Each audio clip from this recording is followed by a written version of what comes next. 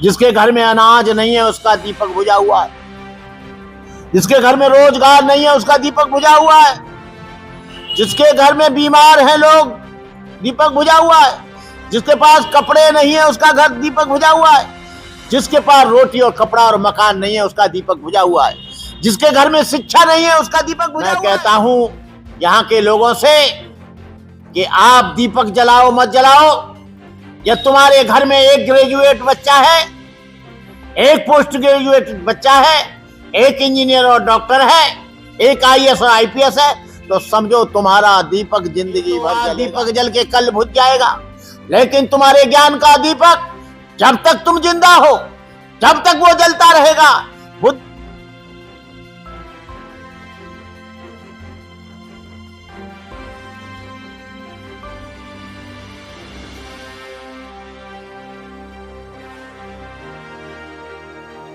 पूरे देश में दिवाली मनाई जाएगी। मोदी जी उद्घाटन करने जा रहे हैं मंदिर का और प्राण प्रतिष्ठा हो जाएगी उसमें, लेकिन किसी भी शंकराचार्य ने वहां पर जाने का विरोध किया है, वो नहीं जा रहे हैं। तो कैसे देख रहे हैं उद्घाटन को आप? देखिए, राम मंदिर से हमारा कोई लेना देना नहीं। चारों शंकराचार्य जाए तो ठीक है, पूरा देश जाए तो ठीक है, कोई न जाए तो ठीक है, और दिवाली मनाए तो ठीक है, घर घर में दिए जलाएं तो ठीक है। लेकिन जिसके घर में अनाज नहीं है उसका दीपक बुझा हुआ है, जिसके घर में रोजगार नहीं है उसका दीपक बुझा हुआ है, जिसके घर में बीमार हैं लोग दीपक बुझा हुआ है, जिसके पास कपड़े नहीं है उसका घर दीपक बुझा हुआ है, जिसके पास रोटी और कपड़ा और मकान नहीं है उसका दीपक बुझा हुआ है, जिसके घर में शिक्षा नहीं है उसका दीपक बुझा हुआ है। मैं कहता हूं यहां के लोगों से कि आप दीपक जलाओ मत जलाओ, या तुम्हारे घर में एक ग्रेजुएट बच्चा है, एक पोस्ट ग्रेजुएट बच्चा है, एक इंजीनियर और डॉक्टर है, एक आईएएस और आईपीएस है, तो समझो तुम्हारा दीपक जिंदगी भर जलेगा। ये तो आज दीपक जल के कल बुझ जाएगा।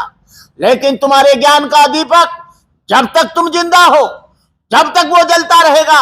बुद्ध कहते हैं अत्ताहे अतनो दीपो भव, अत्ताहे अतनो नाथो कोई नाथो परोसिया।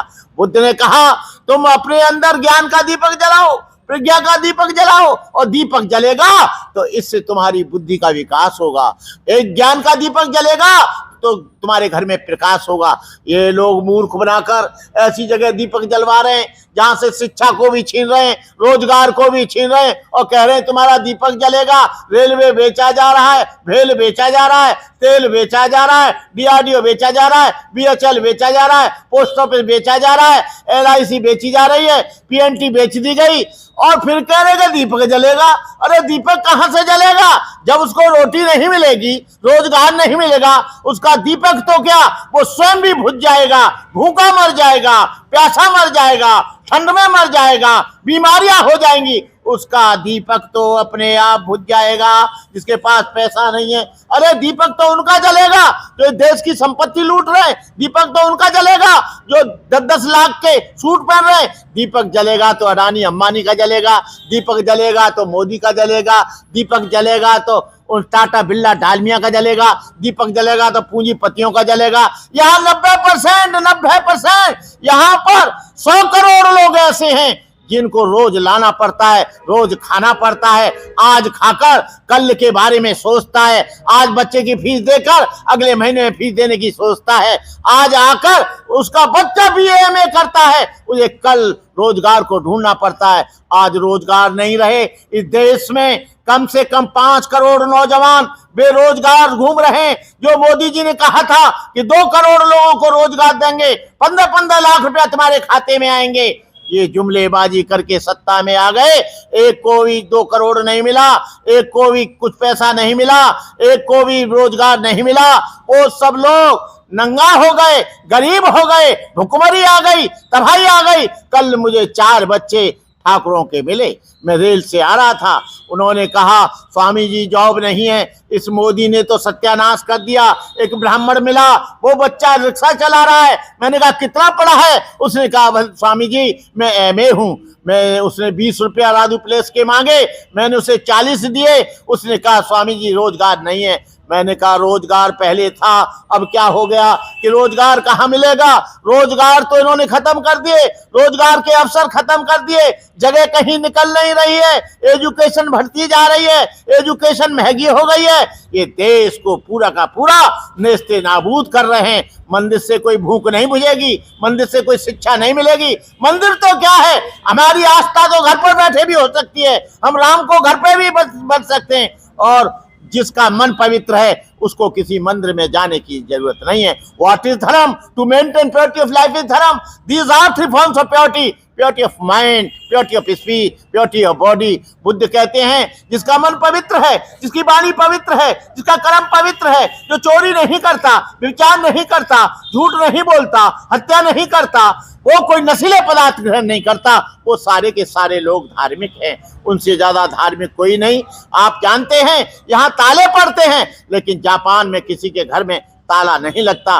सबसे ज्यादा वो धार्मिक हैं। यहाँ पर मंदिर के ऊपर भी ताला लगा दिया जाता है। उसको पता है कि भगवान आएंगे, कहीं चुरा के तो भगवान को नहीं ले जाएंगे। और सैकड़ों आप अखबार में देखते होंगे भगवान चोरी हो गए, उनका मुकुट चोरी हो गया, उनका लहंगा चोरी हो गया, उनकी धोती चोरी हो गई। जब भगवान अपने लहंगा को और भगवान अपने उसको, आपको मालूम है महमूद गजनवी आया, महमूद गजनवी ने सोमनाथ के मंदिर को तोड़ा, वहां से करोड़ों के रत्न ले गए, मूर्ति को भी ले गया। जो भगवान 11वें समोल्लास में, सत्यार्थ प्रकाश में, हमारे परम पूज्य जो हमारे इसके आर्य समाज के संस्थापक थे, उन्होंने कहा कि ये मंदिर एक धोखा है, मंदिर एक चोरी है, मंदिर कुछ लोगों का धंधा है, मंदिर कुछ लोगों को बनाकर मूर्ति को सजाकर वो धंधा करते हैं। जब सोमनाथ का मंदिर नहीं बचा, 33 करोड़ देवता में से एक नहीं आया और वो लूट कर चला गया। कहने का मतलब ये है कि तुम इनको क्या बचाओगे? तुम खुद है, तुमको विश्वास नहीं है। हम देखते हैं पट, वहां पर मोटे मोटे ताले डाल दिए जाते हैं, वहां पर मोटी मोटी जंजीरें डाल दी जाती हैं, रास्ता बंद कर दिया जाता है। क्यों भाई? भगवान जब तुम्हारी रक्षा कर रहा है तो भगवान अपनी भी रक्षा करेगा। भगवान तुमको दे रहा है तो भगवान स्वयं खा लेंगे। कहते हैं भगवान का भोग लगेगा, भोग वो कुछ नहीं है, वो पंडित जी का भोग है। वहां पर 56 भोग लगते हैं, सारा का सारा ये लोग खा जाते हैं। उनके पेट मोटे मोटे हो रहे हैं, कोलेस्ट्रॉल बढ़ रहा है, बीपी बढ़ रहा है, मांस बढ़ रहा है। अरे भाई कम खाओ, ज्यादा मत खाओ, ज्यादा खाओगे बीमार हो जाओगे। और तमाम लोग बीमार हो रहे हैं। मैं कहना चाहूंगा कि भगवान के नाम पर, ईश्वर के नाम पर आप लोगों ने जितना लूटा है और लूटना बंद करो और समाज को आगे बढ़ने दो। ये भाग्य और भगवान तो तभी होगा जब हमारा कर्म ठीक होगा। हमारा कर्म ठीक होगा, हम मेहनत कश होंगे। खेत में आदमी किसान बोएगा नहीं, भगवान के सहारे बैठा रहेगा, निराई करेगा नहीं, गुड़ाई करेगा नहीं, आटा पिसाएगा नहीं, तो भगवान नहीं जाएंगे आटा पिसाने के लिए चक्की पे, वो तुमको ही स्वयं जाना पड़ेगा। इसलिए बुद्ध कहते हैं और सारे संसार के संत कहते हैं कि मेहनत करो, परिश्रम करो, झूठ मत बोलो, किसी को दगा मत दो, अंधविश्वास मत फैलाओ। ये मंदिर जो हैं अंधविश्वास के अड्डे हैं। आपने देखा होगा कि मैं कई साल से वहाँ मथुरा जाता हूँ, वृंदावन जाता हूँ, हरिद्वार जाता हूँ, ऋषिकेश जाता हूँ, वहाँ ढेर सारे भिखारी बैठे रहते हैं बाहर। उनकी गरीबी दूर नहीं हुई। अरे पहले गरीबी तो उनकी दूर होनी चाहिए थी। जहां लोग बाहर बैठे भगवान की आस्था लेकर, वो आज भी भीख मांग रहे थे, कल भी भीख मांगेंगे, औलादें भी भीख मांगती हैं, उनके आने वाली पीढ़ियां भी भीख मांगती हैं। इसलिए मैं लोगों से कहूंगा मंदिर मत जाओ, कॉलेज जाओ, छात्रावास जाओ, स्कूल जाओ, ज्ञान पढ़ो। यहाँ न मिले तो अमेरिका जाओ, लंदन जाओ, फ्रांस जाओ, अच्छी तालीम लो, अच्छा इल्म लो, अच्छी शिक्षा लो, तभी तुम्हारा कल्याण होगा। मंदिरों से कोई तुम्हारा कल्याण होने वाला नहीं।